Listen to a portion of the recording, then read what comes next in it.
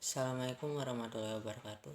Saya Raditya Nuhidayat Agniasalam dari Pendidikan Geografi 2019 NPM 1921700102. Di sini saya akan menjelaskan mengenai unsur-unsur cuaca dan iklim. Selamat menyaksikan. Sebelum membahas mengenai unsur-unsur cuaca dan iklim, kita harus tahu terlebih dahulu apa itu cuaca dan iklim. Cuaca adalah keadaan udara yang terjadi di suatu tempat yang relatif sempit dengan waktu yang relatif singkat. Sedangkan iklim adalah pola cuaca rata-rata yang terjadi untuk waktu yang relatif lebih lama, sekitar 30 tahun dan mencakup wilayah yang luas. Jadi, perbedaan cuaca dan iklim terletak pada rentang waktu dan cakupan wilayahnya. Unsur-unsur cuaca dan iklim ada 9. Yang pertama adalah radiasi matahari.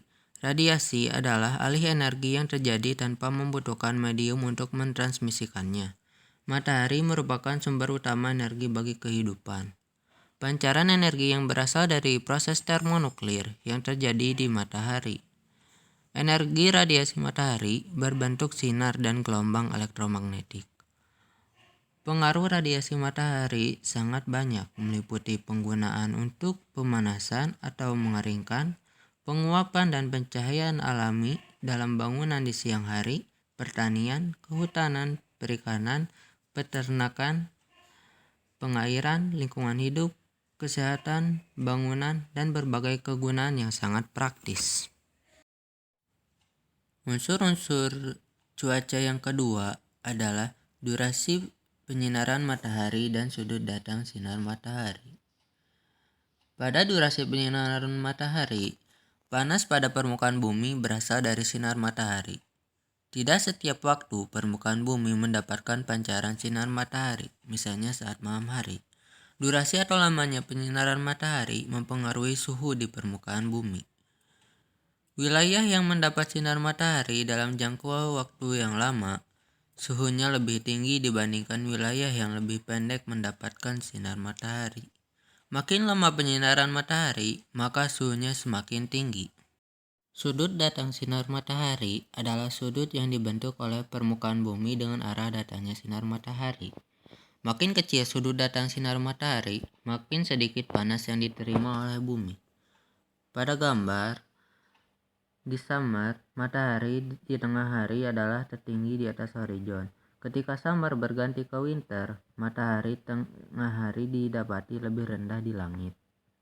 Perubahan sudut matahari menyebabkan variasi jumlah energi mencapai permukaan bumi. Makin dekat sudut matahari ke 90 derajat, makin kuat cahaya matahari. Ketika sudut didapati lebih rendah, cahaya matahari menjadi lebih tersebar dan kurang kuat. Unsur cuaca yang ketiga adalah suhu udara. Suhu udara adalah parameter yang menyatakan keadaan panas atau dinginnya udara. Suhu dipengaruhi oleh beberapa hal. Yang pertama adalah penyinaran matahari, yang meliputi jarak dan lamanya penyinaran, serta besar kecilnya sudut datang matahari.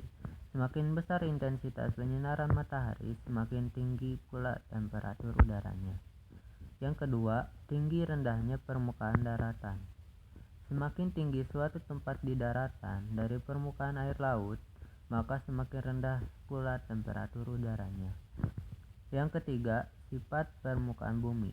Permukaan daratan bersifat lebih cepat menyerap dan melepaskan panas dibandingkan dengan permukaan laut.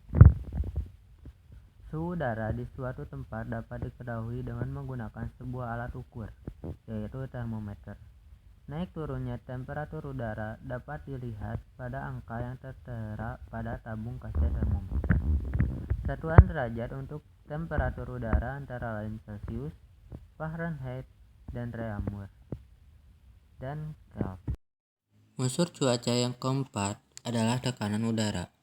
Tekanan udara adalah tekanan yang disebabkan oleh berat dari molekul-molekul udara. Meskipun molekul-molekul udara tidak tampak oleh mata, tetapi tetap mempunyai berat dan menempati ruang di angkasa. Molekul-molekul yang menempati angkasa dapat dimampatkan dalam volume ruang yang lebih kecil. Udara yang dimanfaatkan memiliki tekanan udara yang lebih besar. Contohnya yaitu ketika kita meniup sebuah balon karet, maka berarti kita telah memanfaatkan udara tersebut. Udara yang ada di dalam balon karet tersebut tekanannya lebih tinggi dibandingkan yang berada di luar balon. Besar atau kecilnya tekanan udara dapat diukur dengan menggunakan barometer. Unsur cuaca yang kelima adalah kelembaban udara.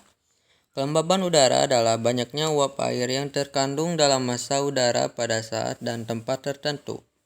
Kemampuan udara untuk menangkap uap air sangatlah terbatas. Kelembaban udara menurun ketika suhu udara naik dan meningkat ketika suhu menurun, yang mengakibatkan keadaan menjadi dingin. Akibatnya, kelembaban relatif udara tertinggi terjadi pada saat fajar hari, ketika suhu pada saat itu terendah.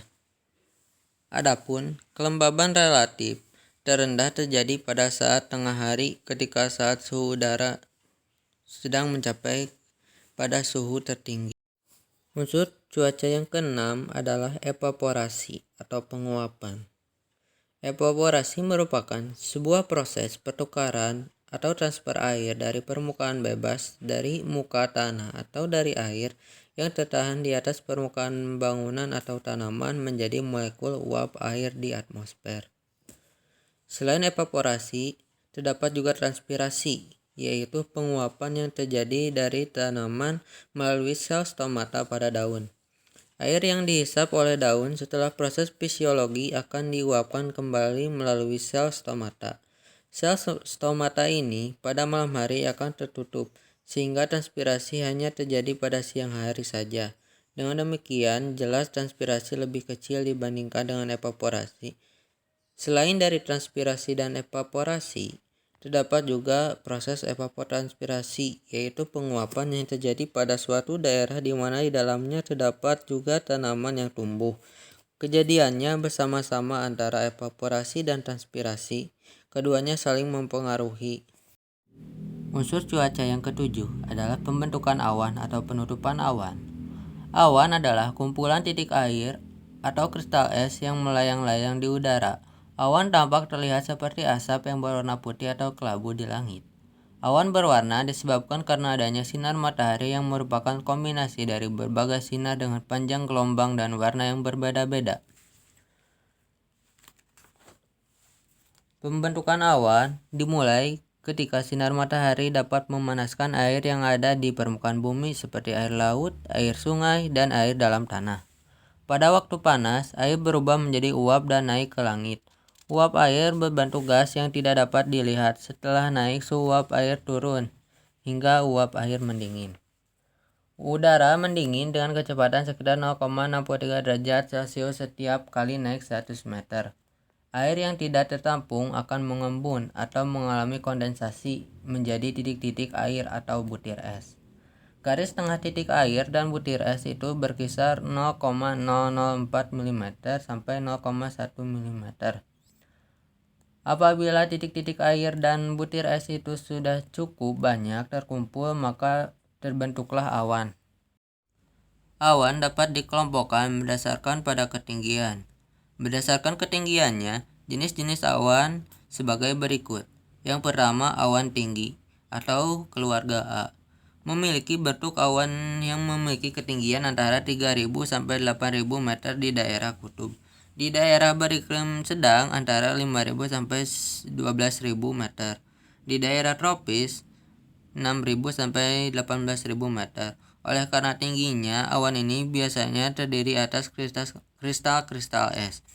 Jenis awan tinggi antara lain cirrus, cirrostratus, dan cirrocumulus.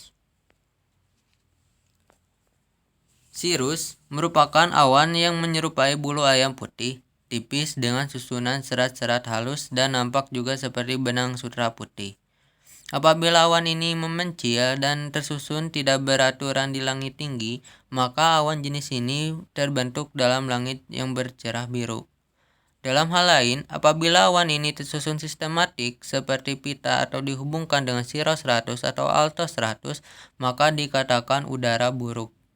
Awan ini tersusun oleh hablur-hablur atau gen padat yang memiliki elemen es. Yang kedua yaitu cirrostratus. Lapisan awan putih tipis menyerupai cadar putih merata. Awan ini meliputi seluruh langit dan memberikan warna putih susu. Awan ini biasanya menghasilkan sebuah halo di sekitar matahari atau bulan dan juga biasanya merupakan tanda untuk tibanya topan.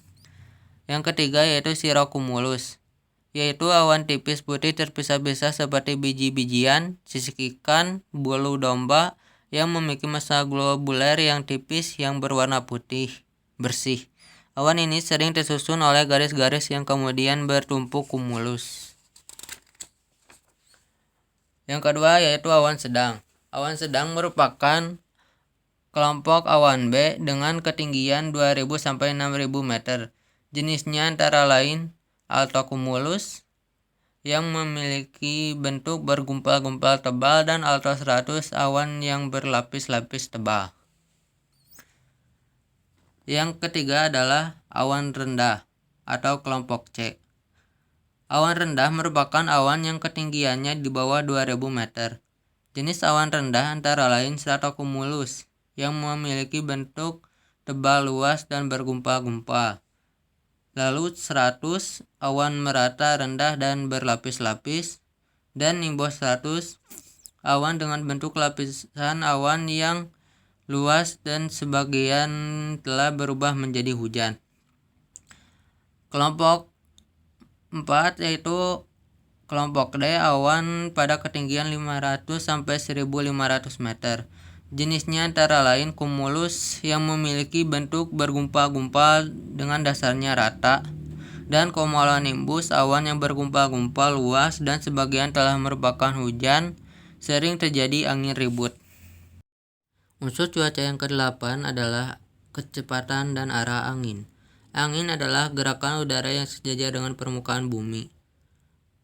Angin bisa diartikan sebagai udara yang bergerak dari daerah bertekanan tinggi ke daerah yang bertekanan rendah.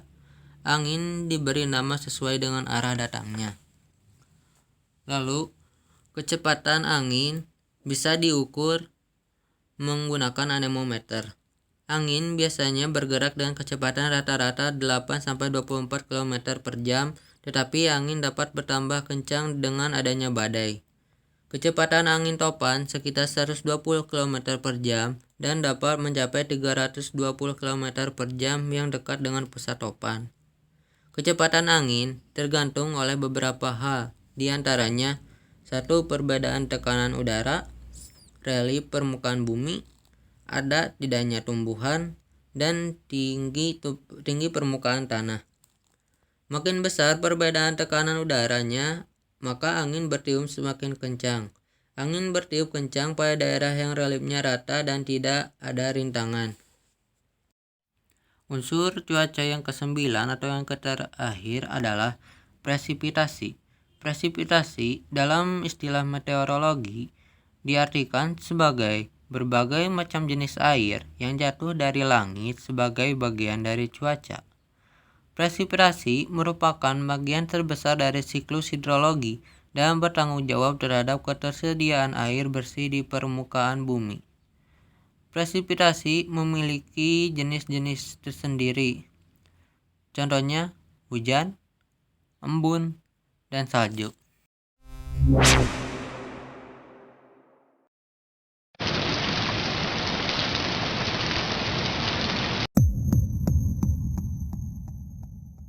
Sekian pemaparan dari video saya. Terima kasih. Wassalamualaikum warahmatullahi wabarakatuh.